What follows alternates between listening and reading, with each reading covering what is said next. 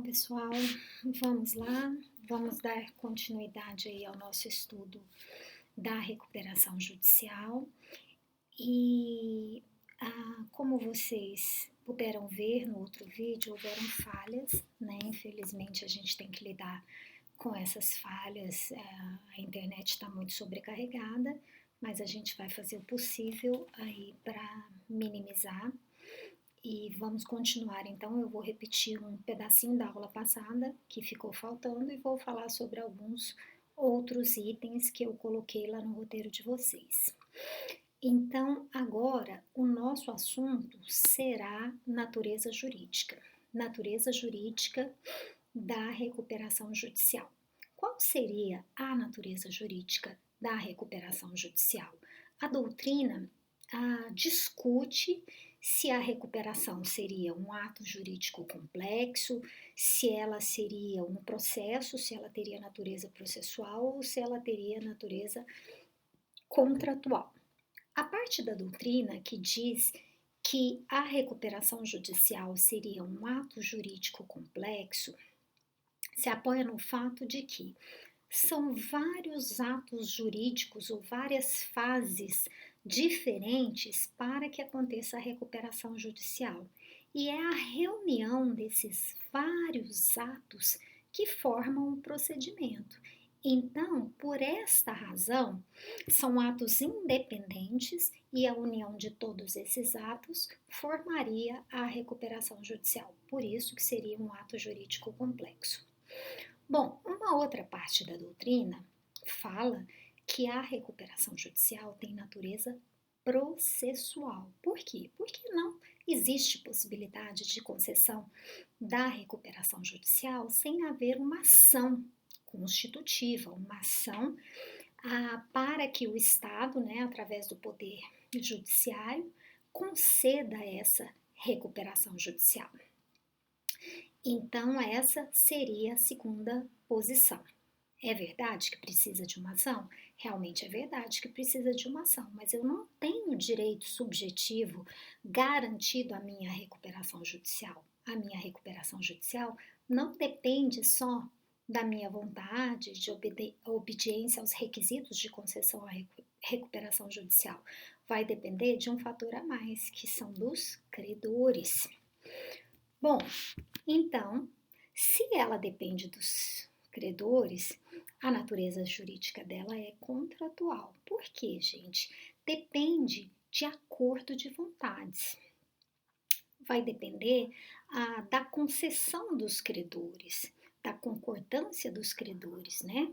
Então, os credores irão se reunir numa assembleia, que é chamada Assembleia Geral de Credores, e vão votar um plano que foi desenvolvido pela empresa, que é chamado de plano de recuperação judicial.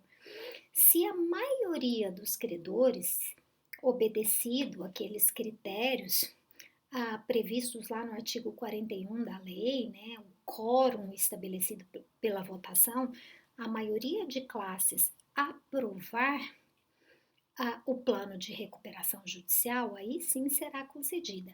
Então, por esta razão, a recuperação judicial ela tem natureza contratual. Não haverá recuperação judicial se não houver concordância dos credores. Bom, vamos passar então agora ao estudo do item 3.7, legitimidade da recuperação judicial. Na verdade, a gente precisa parar e pensar um pouquinho. Porque nós sabemos que quem vai pedir a recuperação judicial é a empresa devedora. Se ela é a autora da ação, quem é que está no polo passivo da recuperação judicial? Não tem polo passivo.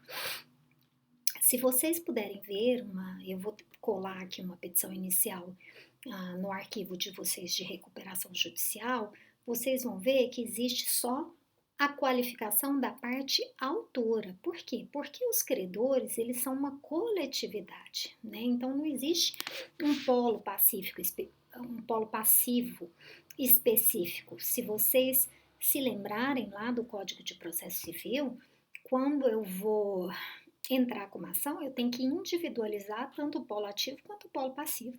Aqui eu não vou individualizar, porque é toda a coletividade dos credores, tá? Então, regra geral, só tem polo ativo, não tem polo passivo, mas de forma indireta, todos os credores, né, eles estão no polo passivo e eles têm uma função preponderante aqui, que eles que vão decidir pela concessão ou não da recuperação judicial. E outra coisa, e isso nós vamos falar na próxima aula, que na verdade, todos os credores que tinham dívidas ou que tinham créditos para receber da empresa devedora até a data do pedido de recuperação judicial vão fazer parte desse polo passivo. Por quê? Porque o artigo 49, ele diz que estão sujeitos à recuperação judicial todos os créditos vencidos até a todos os créditos constituídos até a data do pedido de recuperação judicial. O que quer dizer crédito constituído? A empresa devedora já fez a dívida, mesmo ainda que essa dívida não tenha vencido. Então, se a empresa em recuperação contraiu uma dívida ontem e pediu a recuperação hoje e ainda não pagou, né? Ela contraiu essa dívida para pagar em 12 meses, por exemplo, este crédito, esse credor já vai fazer parte da recuperação judicial. Bom, quando a gente vai estudar legitimidade, a gente tem que estudar a questão da legitimidade ativa ordinária e extraordinária. Se a gente for falar em legitimidade ativa, ordinária, comum, quem é parte legítima para pedir recuperação judicial? O empresário, né? Depende aí qual tipo de empresário, qual tipo de empresa que eu vou ter. Se eu estiver tratando da recuperação de um empresário individual, é ele que vai tomar essa decisão, né? Ele que é responsável, ele como administrador, que vai tomar essa decisão de pleitear sua recuperação judicial.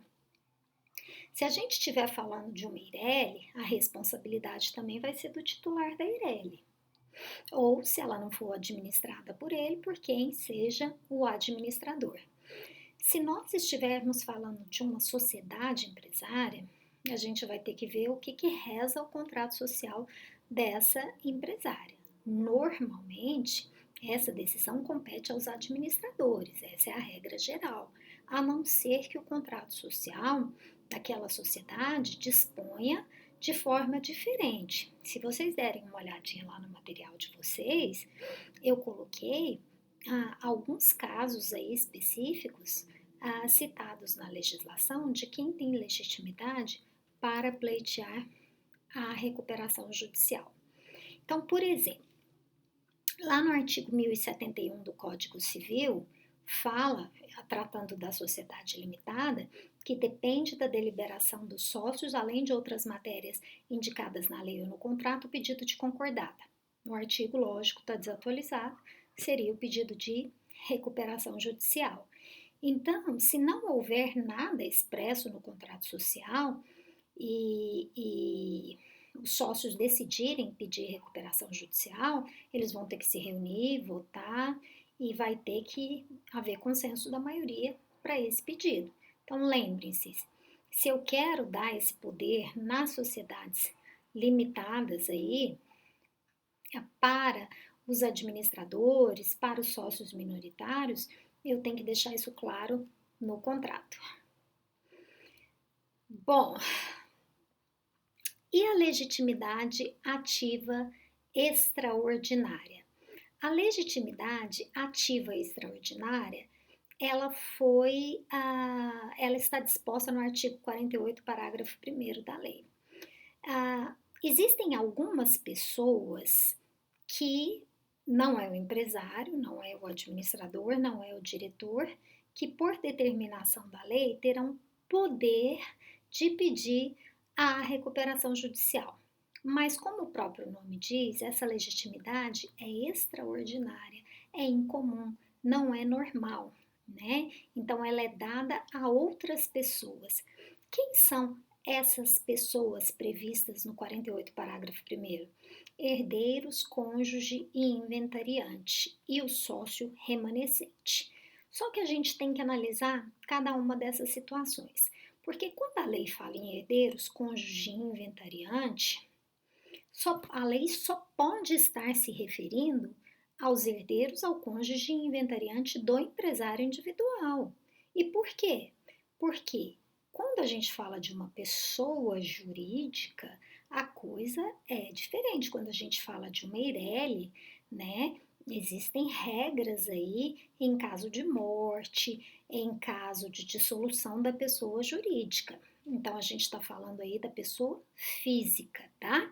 Então, todas as vezes, quando a lei se refere a herdeiros, cônjuge e inventariante, essa legitimidade ativa extraordinária para o pedido da recuperação judicial só vale para o empresário individual. E a lei fala também em sócio remanescente. O que seria sócio remanescente? Bom, o entendimento de sócio remanescente é aquele que ficou sozinho, é aquele que ficou sozinho na sociedade, por alguma razão, né? Acabaram-se os outros sócios e ele ficou sozinho. Então, o sócio remanescente, ele teria também legitimidade ativa extraordinária. Então, é lógico, se é sócio, é só em caso de sociedade, a sociedade se dissolveu parcialmente por alguma razão. Então, este sócio que ficou sozinho poderia então pleitear recuperação judicial. Eu vou dar uma paradinha e colocar o restante no próximo vídeo.